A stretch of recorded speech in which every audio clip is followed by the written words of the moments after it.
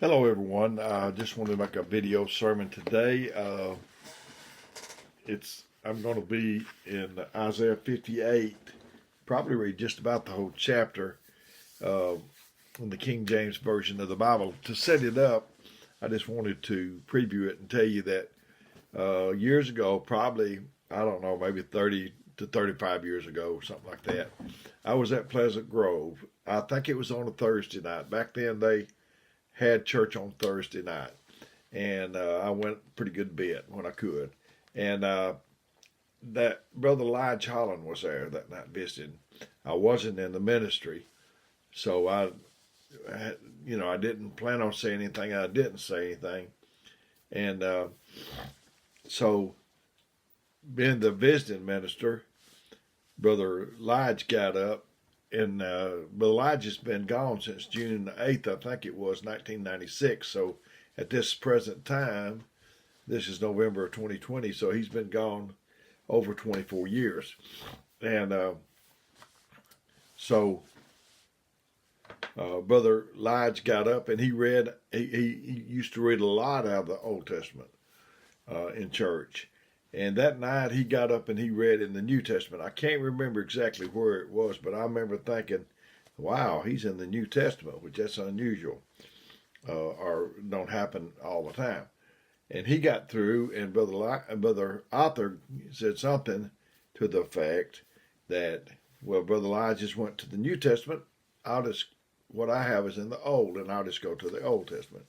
And he read this chapter, and I never forgot it, 30-something years. So it's Isaiah 58, and so in the King James Version of the Bible, and it says, "Cry aloud, spare not, lift up thy voice like a trumpet, and show my people their transgression, and the house of Jacob their sins."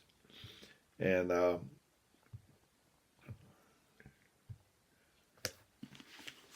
he says, "Yet they seek me daily, and delight to know my ways, as a nation that did righteousness and forsook not the ordinance of their God." They ask me the ordinance of justice. They take delight in approaching to God. "Wherefore have we fasted, say they, and thou seest not? Wherefore have we afflicted our soul, and thou takest no knowledge? Behold, in the day of your fast you find pleasure, and exact all your labors." We think of fasting, and we think about it in terms of not eating food, drinking water, or whatever. But I told our church, fasting could be just not speaking against somebody, just not expressing your opinion, just not saying anything negative about a person. If I could just refrain from that for about 2 weeks or forever, that would really be good. And so it's like fasting for food, though. I mean, it's something you do daily if you don't work at it, and it takes a lot of effort. He said, "Behold, you fast for strife and debate, and to smite with the fist of wickedness." Well, let me back up. It says, in the third verse, it said, "Behold, in the day of your fast you find pleasure, and exact all your labors." Have you ever seen anybody? I'm not saying this is what it means. I'm not saying that this is all that it means. But have you ever seen anybody that just gives what they think that they're supposed to give in terms of working for God? No more, no less. I mean, I'm through. That's my limit. That's what I do. Instead of just giving all out, I've preached about break the box. The woman had the alabaster box of ointment of spikenard, very precious. She broke the box. If she opened it, she could have closed it, but she broke it, meaning to me that she was going to use everything that she had. Exacting your labor, when I preach, I don't think, at church, I don't think, well, it's a Sunday morning and we're going to come back tonight and I need something. I don't need to preach all of this. I need to hold something. No, I just go on, and then if God has something else to give me, He will. Some people just give exactly. I know this is probably cornball, but years ago we didn't go to church, my family, and I believe it was a show called The Real McCoys with Walter Brennan, and I can't remember what the guy's name was, the son, but anyway, he went to night school, and the teacher told him to write an essay of 25 words or less on something, why they wanted to take that class or whatever the subject was. And he was talking along there why he began to take the class, and he finally got down to the end. He said, and that is, and he just stopped. And the teacher said, yes. And she said, and that is? He said, and that is. And she said, that is what? What's the rest of it? He said, that is 25 words. He had counted out 25 words, and that's all he was going to give. I see people, this is just my own personal experience. You test it out for yourself. Don't just swallow hook, line, and sinker, but I'm just telling for me. When people's testifying, it seemed like they just stopped right in the middle of what they're telling. I know they concluded and said, pray for me or whatever they said, but it's like that they didn't get through. So anyway, exacting all your labor. Then he goes on down and he says, behold, you fast for strife and debate and smite with a fist of wickedness. You shall not fast as you do this day to make your voice heard on high. Is this a fast that I have chosen? That's what we need to think about when we fast. Is this what God would choose for us? Is this a fast that I have chosen for a day for a man to afflict his soul? Is it to bow down his head as a bulrush and to spread sackcloth and ashes under him? Wilt thou call this acceptable fast and acceptable day? Wilt thou call this a fast and acceptable day to the Lord? Is not this the fast that I have chosen?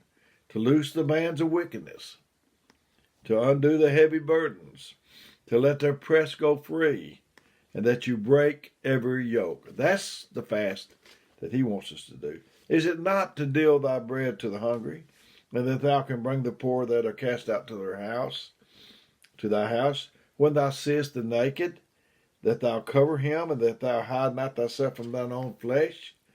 Then shall thou, if you do these things, then shall thy light break forth as the morning, and thy health shall bring forth speedily, and the righteous shall go before thee.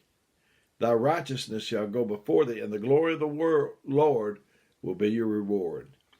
It'll be your reward. It'll be backing you up, and it's got you covered.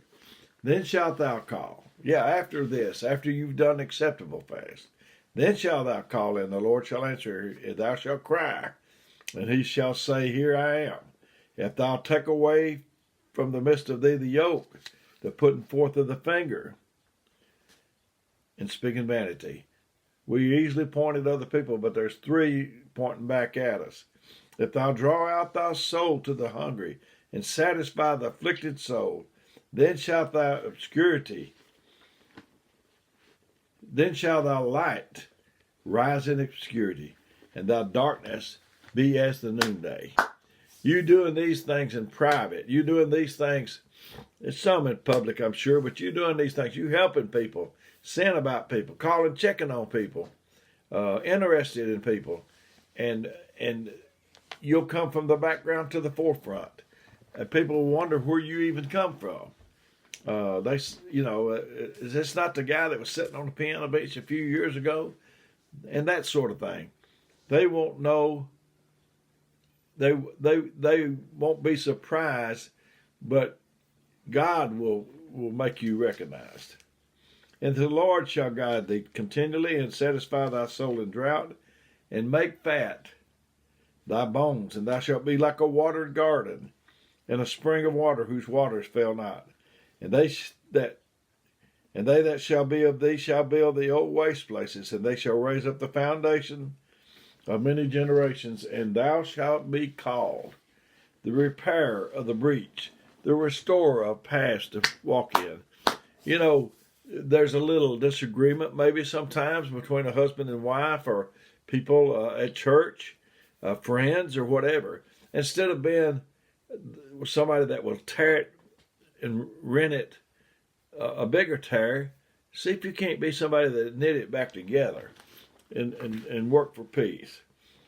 The restorer paths to dwell in. If thou shalt if thou shalt turn thy foot from the Sabbath, from doing thy pleasure on my holy day, and call the Sabbath a delight, the holy of the Lord honorable, and shalt honor him, not doing thine own ways, nor finding thine own pleasure, nor speaking thine own words.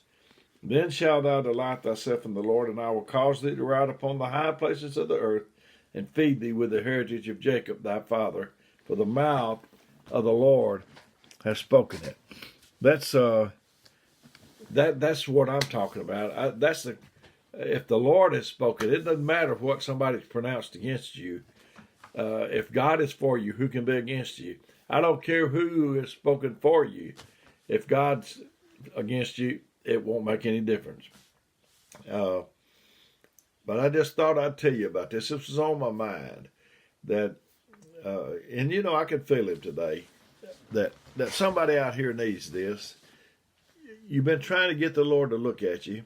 You've been trying different ways. But just consider this. You know, not talk about people. Not look down on people. Not make fun of people. But boost people up. So I've enjoyed getting this to you today. I really want to help you. I care about you. I love you. I'm going to give you my phone number, 256-508-4410. If you need me, just leave me a message if I don't answer it. And if I can't get right back to you, I'll get back to you just as soon as I can. May the Lord bless you. May this message be the help that somebody needs today.